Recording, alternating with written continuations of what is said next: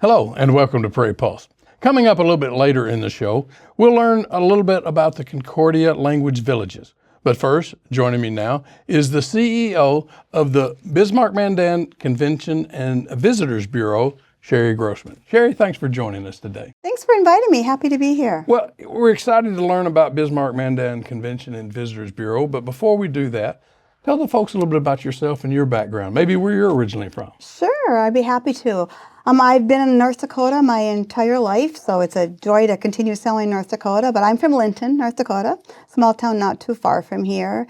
So I've been in Bismarck most of my life, other than we were in Grand Forks for a while, most of my adult life, and I've been with the Bureau since 1997, so just about 29 years, not always in this role, but when I was in Grand Forks, I worked for the Energy Environmental Research Center, and I planned meetings for them. So it kind of got my interest in this world, so I was happy to kind of transfer into a position like this. Okay.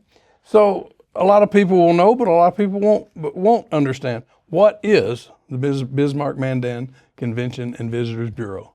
You're right, a lot of people don't. So our mission is to promote quality visitor experiences resulting in community, economic growth, and quality of place.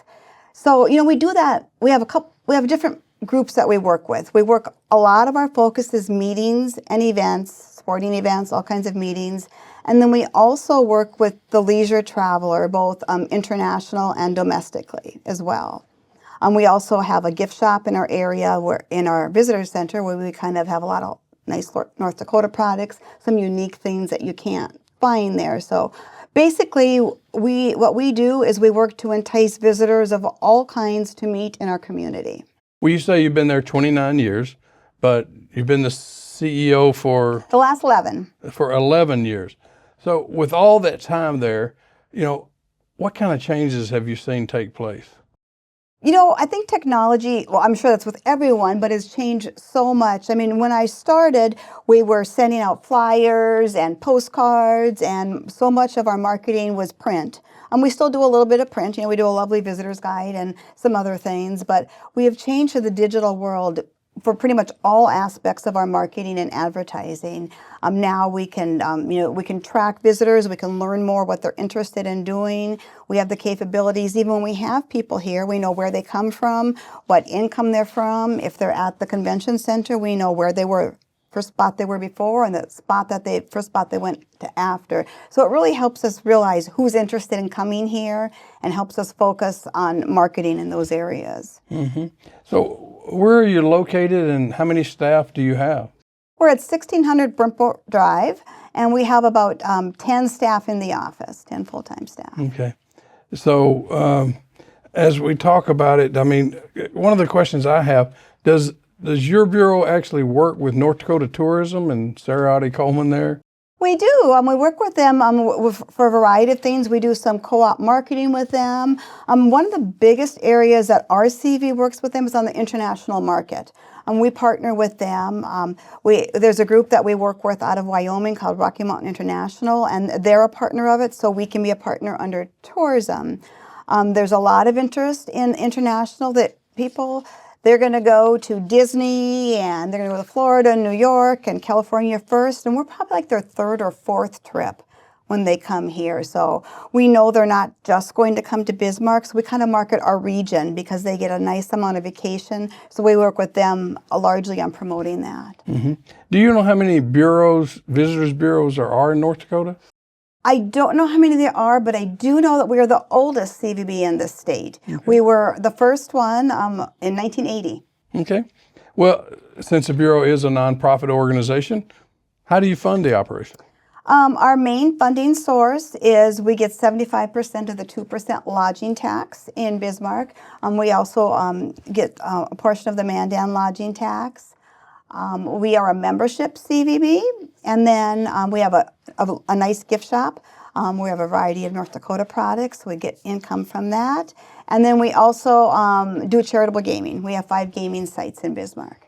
And of course, when you mentioned your staff, that was not any gaming staff mentioned. Correct. That was our full-time in-office, that are in the, but we have about 30 part-time dealers and cashiers throughout the community. Sure.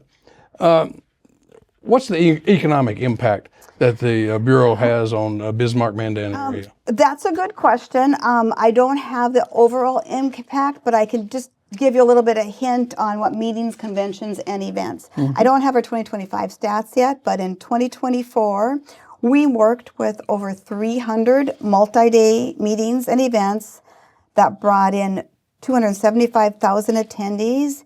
And those attendees, while they were here, spent about $29.6 million. Now, that's just the ones we worked with. There's some smaller ones that we probably wouldn't have worked with, and that's direct expenditures. That's not times the dollars roll around in the community. So that's just the meeting and event side of it. Yeah. So does the Bureau work mainly, it just promotes Bismarck and Mandan, correct? I mean, Correct. Why not just focus on one city? It's been that way from the beginning, and we look at ourselves as a community. They both have great offerings. Mandan do a lot of great events, and of course Fort Abraham Lincoln Fort Lincoln State Park is in Mandan, and they do spectacular events throughout the year. And Bismarck has many amenities, so we enjoy selling both communities. You talked about members. How many members does the Bureau have, and what does it take to be a member? Exactly. So membership is based on hotels. We largely work with hotels because that's our bread and butter business. So their membership is at a certain rate.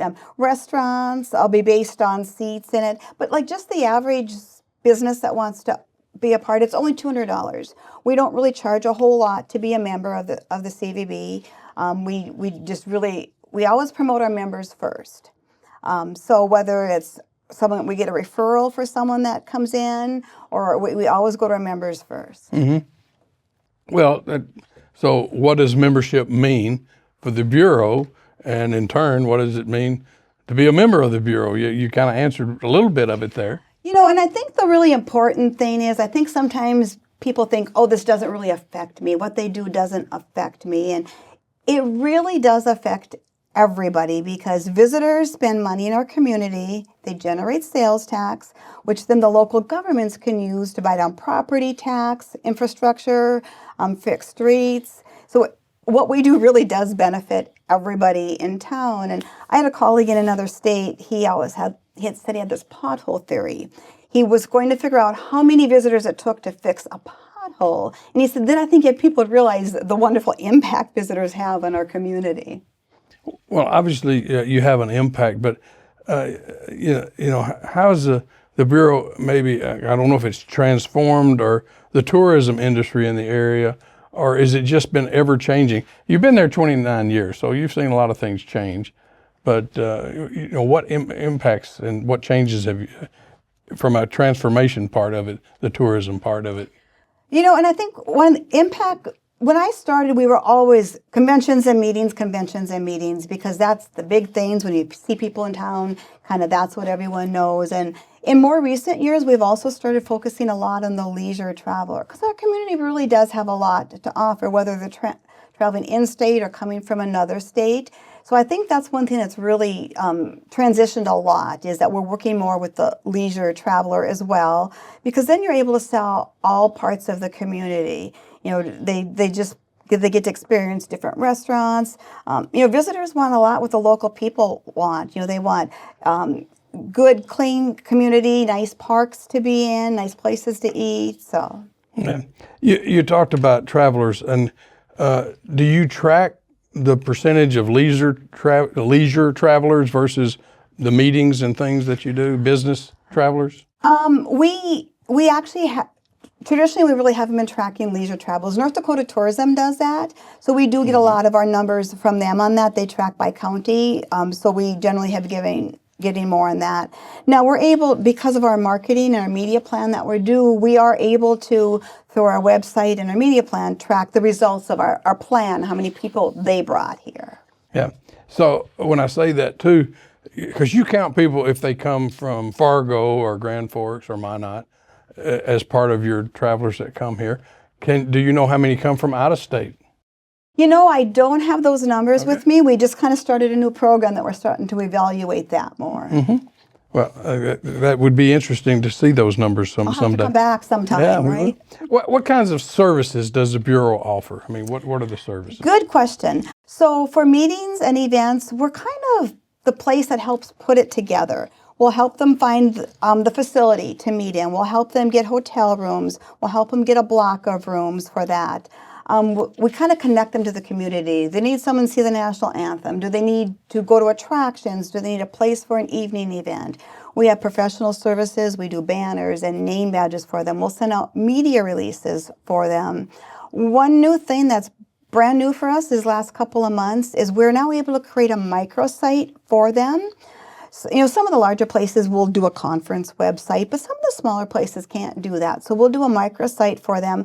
You can have any conference information you want on there. We'll have the link for their hotel where they can book straight from there and get it. We'll have savings, a savings pass on there for places they can get discounts. So it's really a great new feature that we can offer for them. And obviously, this is for members. Well, a That's question. for any meeting and event planner. Yeah, but if an outside business from out of state just called you and said, "I want to bring a meeting here," do you help them also? We absolutely help them. Generally, they have to stay overnight. We don't really work a lot with day meetings. We'll point them in the right direction, but we're very active in the community outside the state. We attend events all over the country to get people here. Sure. Okay. So, does the Bureau often partner with other organizations in the area, and what kind of relationship or kind of work do you do in that arena? We do. We can't host a tournament or plan an entire event. So partnerships are really important to us. We work with both the park departments in both cities quite frequently on bringing events here, and really any kind of group that wants to, but we do rely on them a lot we do a lot of sporting events, and we rely on the Mandan and Bismarck Park Districts for that. So do you have sort of annual ongoing events that happen, or do you have a mixture of? Both. And it's very competitive. I think sometimes people think some of these conferences just come here, and that's really not the case. We build relationships with them. We do bids with them. Sometimes they rotate through other cities, and sometimes, they don't. So it's a competitive business. Yeah. Well, so why should people visit Bismarck and Mandan? What I really think, sometimes when we go to some of these things and I'm with my colleagues from across the state and they're talking about Medora or they're talking about Fargo, and I really think when you're here, you just have such a nice balance of both. You have all the amenities that the urban places have, but you start to see a little bit of the West, a little bit more of the Western feel, especially if you do some things in Mandan. I just think it's just a really nice mix. And when we talk to meeting and event planners, we say, when you're in a big city, you're one of so many. When you come here, people are probably going to ask, why are you here in town? What are you here for? What are you doing? Yeah. With that said, if someone were to come to this area from the state or from out of state, where would you recommend they go first, or what would you recommend they do first? Well, it probably depends on the time of the year. But one thing that I've learned from my travels is most of the cities, their river areas are very industrial. We are so lucky that ours isn't. We have a beautiful river. We have over 100 miles of trails between our two cities. Much of it is along the river, and you can go along the river and see a beautiful view without it being very industrial. So even in the winter, that's a nice thing. Our downtowns are both very nice. Our art galleries in both communities are really kind of fun to see. Yeah, I'd written down river. You beat me to that one because I wondered how much the river was utilized in attracting people and people being here. What about some hidden gems? Maybe something that they really don't know about that you could highlight for our viewers and listeners out there. Yeah, good question. I think I briefly mentioned, but the art galleries are one thing that people just are kind of not familiar with. You can kind of, in both our downtowns, they're really beautiful. And one thing that people should be on the top of their mind, but they forget about, is we are so lucky that the State Museum is here in Bismarck. It's free. It's only closed like 3 days out of the year, I think. You can spend 10 minutes or 4 hours in there, and it's free. There's something for people of all ages, and even if you've been there, some of the exhibits change. And we always like to say that's a good place to learn more about the entire state, but our community. And it doesn't matter about the weather. It's always there. Well, what do you see as some of the biggest challenges that come up for your job? I think some of the business challenges is, as far as when we're working with the national, regional meeting events, is getting here a little bit. They always assume it's so difficult to get here. So we always kind of say, but when you're here, you're here. You can get anywhere within 15 minutes. The perception of the weather, we need to overcome that, a little bit. And the fact that they think there's nothing to do here. So one of the things we really work with meeting and event planners is to get them out of the hotel, get them out of the convention center. We work hard so that they have off-site events in other places so they can really realize everyone has hotels and convention centers, but, what are the extra things? Mm-hmm. So on the flip side of that, what's the best thing about your job? What are the positives of it?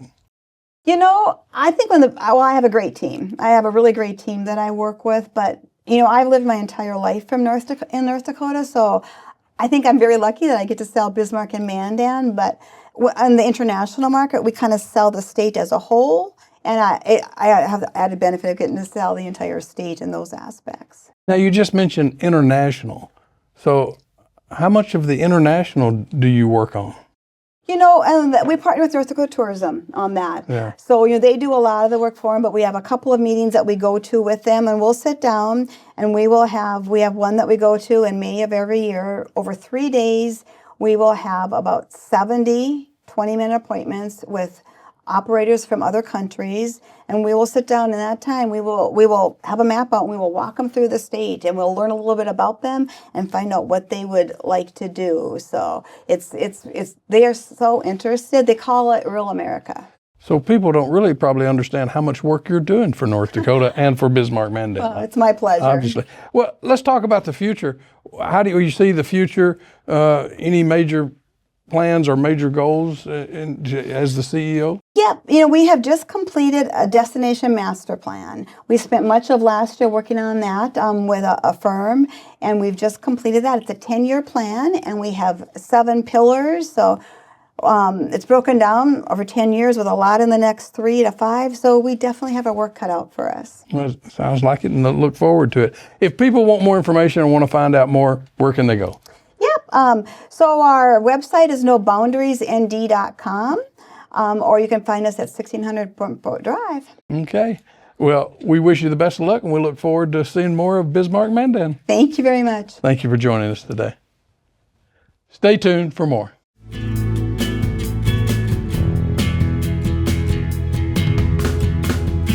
Founded in 1961, the Concordia Language Villages in Bemidji, Minnesota provides unique language learning opportunities to students of all ages and backgrounds. The camp creates an immersive, natural learning environment that takes the pressure off of learning a new tongue.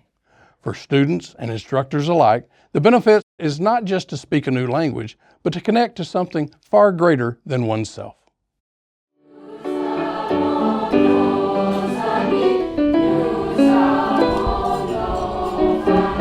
There is no other place like this in the United States, or really in the world, to my knowledge.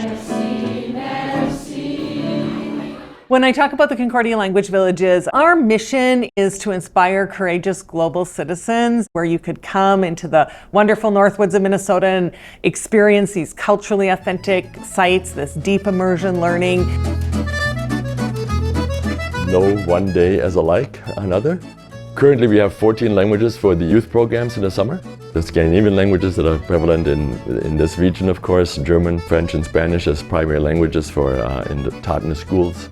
We're the only program that offers a high school credit course in the 4 weeks in the summer in the country in 3 different Asian languages, so Chinese, Japanese, and Korean. And then there's a number of other languages, including Arabic and Russian, Spanish, Portuguese. So what we're doing at the villages, and it's evolved in those 65 years, but is essentially recreating a natural language learning environment. So they're hearing the language spoken around them, whether or not they understand, whether or not they can reproduce that language, immediately, and they're having real opportunities to use the language, right? So buying something at the store, right? You're not going to get the thing until you get your money out of the bank and you ask for the thing in the language. And of course, all that usage is supported lovingly by staff. If you want the butter that's on the far end of the 16-person dinner table, you're going to ask to have the butter passed in the target language, be it German, be it Danish, be it Japanese. This is actually year 10 for me. It's kind of like a second home away from home. It's somewhere that I have come back to for over half of my life. Every summer, there's so many familiar faces that I see. I'm going into senior year this year, but I've actually already been accepted to college. And I think this is likely what got me in. So I'm going to be going to Middlebury College in February. I'll be finishing my last semester of high school and then going to college. And it was pretty much Luc Dubois and learning French and studying abroad that got me in. So this has already changed my life. I really like to travel, and I know a lot of countries speak French, so learning French really helped me speak French in the other countries that I would like to visit. So like France, of course, but also like there's a lot of African countries or countries in Europe too that speak French. So you can travel a lot and know like the culture of those places. So it's really nice. What I like about the Concordia Language Villages is that it's immersive, and so it's really easy to learn.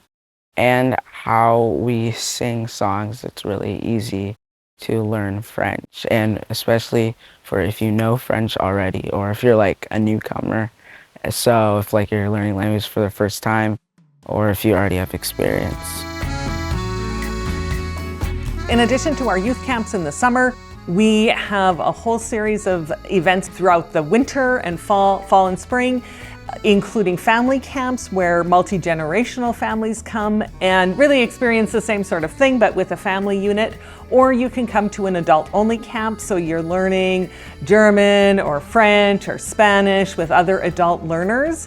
And they have a very similar experience. The principles of outdoor, playful learning. One of the challenges of staffing at the villages, we need language experts, people who are willing and able to speak the language at meals with youth, in cabins with youth. So our staffing includes lots of people who were villagers come back as counselors. College students who are learning language at the college level will come and serve as counselors. And then we also have a J1 exchange visa program, so we are able to get native language speakers from some of the countries that are represented with the languages we offer. Well, Jerry Huckabo is an amazing missionary, right? I mean, in 1961, he worked with the college Board of Regents, the President Knudsen at the time, Joe Knudsen, and convinced him to try this language camp idea. The camp idea, of course, is a big tradition in the US, and so that came to mind. He had experience in Germany where he was a principal at an army dependent school for a while. He was an education professor at Concordia as well. But he was in Germany, observed how kids, his own kids included, were able to learn a language through play, essentially, through very unstructured but very natural interactions. In 1966, there were 800 campers in 5 different languages. In 62, they added French and then Spanish and Norwegian the following year. In 66, Russian. So in 66, the college then purchased this property from a local family, the Batchelders. They run still today the Bemidji Woolen Mills, and we send our families there and to contribute to the economy locally and thank them for being so supportive of the language villages. They were very pleased when Concordia, of course, then decided to establish itself with the language villages here in Bemidji. Jerry just had this incredible gift of creating kind of a vision for a program. A lot of the elements of that first year still exist today in our program. The name tags people wear when they get a name from the target culture. Over time, of course, the program has evolved and we became more aware of what those key elements were for a language village program. And really a big part of it is the learning community, where everybody is in the same boat, where we have people who start from scratch, but also some people who are more advanced. There is an economic impact, right? We're filling hotels and airplanes and peripheral businesses with our kids coming and going for programs. But we're also a pretty large employer in the Bemidji area. We are known internationally for our work in language immersion. There are certainly other rigorous and excellent language programs for young people in the United States. I think we are unique in that we're doing that in the Northwoods of Minnesota. in an outdoor camp setting and where we're really creating full immersion rather than kind of modeling after a classroom. I mean, it's incredible. We have alumni in all kinds of positions. Obviously, some move away from the language study over time, right? But it still impacts them in terms of having had that experience and having their eyes open to different parts of the world, different experiences, even if they don't continue with that or travel necessarily to that region. I mean, to me, it's just the idea that the language villages have, and the program concept and the design allows for language learners of all ages and all needs to benefit from the program. I've learned so much French from being here. Like, being immersed in a village like this is like such an amazing opportunity and privilege for us to have here in Minnesota. When I talk to people and tell them how I've learned French, they're like, oh, that's in Minnesota? That's crazy. And so it's such a lovely opportunity to be here. I actually was working with some villagers at one of our villages last week. They were a little bit kind of down in the mouth, having a rough day, so I went over and met with them, and one of them said to me, well, why do you do this job? Why do you stay? And I was like, well, I have got an answer to that question. It is incredible work. It makes you believe in the human capacity to share, to create peace, to learn each other's languages and cultures, to find common ground. That is incredibly satisfying. Well, that's all we have for Prairie Post this week, and as always, thanks for watching.